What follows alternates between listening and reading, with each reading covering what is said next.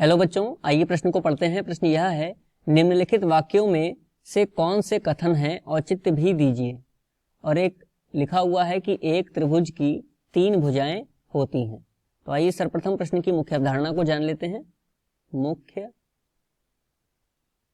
अवधारणा।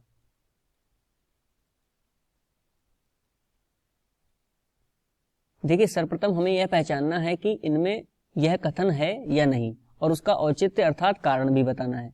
तो गणितीय विवेचन में हम उन जिन वाक्यों को पढ़ करके तुरंत ये निर्णय ले पाएं कि वह सही है या गलत है, या फिर हम ये कहें कि जिन वाक्यों में हम तुरंत निर्णय ले सकें कि वह सत्य हैं या असत्य हैं, तो ऐसे वाक्यों को हम क्या कहते हैं? कथन कहते हैं।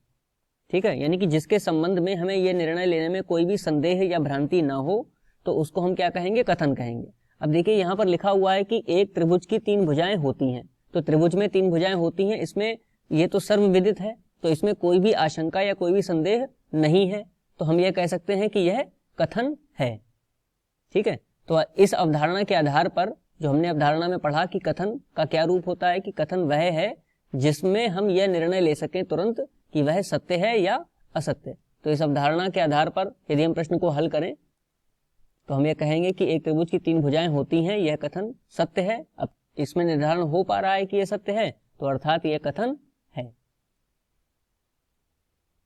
और इसका कारण यह है, यदि हम लिखना चाहें कि इसका औचित्य क्या है, तो औचित्य या कारण यह है कि इसमें हम यह निर्णय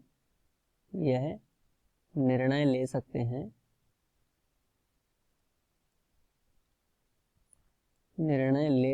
हैं, कि दिया गया वाक्य सत्य है या असत्य है, इसलिए यह कथन भी है। मुख्य अवधारणा के आधार पर यह दिए गए प्रश्न का उपयुक्त उत्तर है। आशा करते हैं आपको समझ में आया होगा। धन्यवाद।